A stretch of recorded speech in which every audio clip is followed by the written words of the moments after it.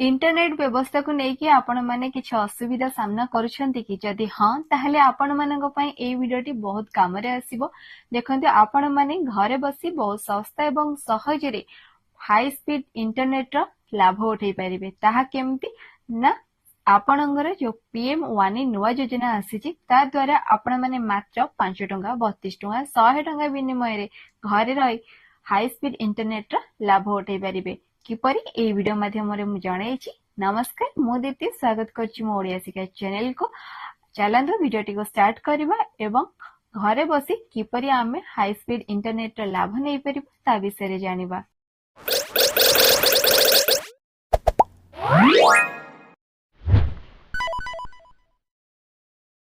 Digital India project परे केंद्र सरकार 9 डिसेंबर 2020 रे प्रधानमंत्री श्री नरेंद्र मोदी एक नुआ योजना आरंभ करथिले जहा के थिला पीएम वानी योजना जहा द्वारा लोक माने फ्री इंटरनेट वाईफाई रो सुविधा मध्य पाई परिथिले।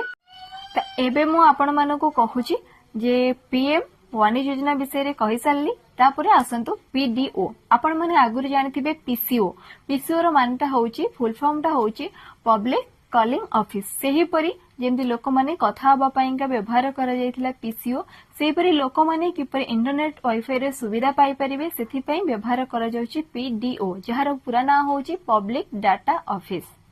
पीडीओ भारत रे जे कोनसी लोक हेई परिबे आपण माने मध्य चाहिले हेई परिबे।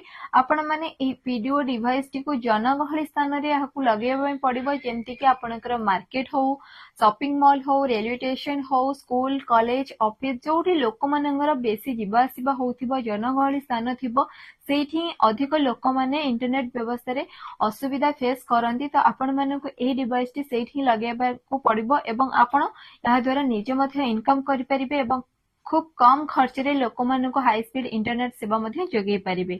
आपण माने एबे जानि परिथिबे पीडीओ किपरि व्यवहार करबा को जगह हम व्यवहार करबा एवं व्यवहार करले हमर कोन सुविधा पाई परिबा। तो एबे चलंतु जदि हम पीडीओ डिवाइस रे रिचार्ज करूची ता द्वारा हमको कोन सुविधा मिलुची। देखंतु आपण जदि पीडीओ डिवाइस रे रिचार्ज करूचंती ताहले आपनको तार 80% आपनको पीडीओ अकाउंट को रिटर्न पळे आसीबो। जेंति कि देखंतु गोटे उदाहरण जदि गोटे दिन रे 5 जण लोक 100 टंका लेखा रिचार्ज करूचंती ताहले से रिचार्ज रो 80% माने 400 टंका आपनको पीडीओ अकाउंट को फेरस्त आसी जिवो। केवल तार 20% आपनकर पीडीओ डिवाइस रे लागिवो बाकी 80% आपनको पीडीओ अकाउंट को फेरस्त आसी जिवो।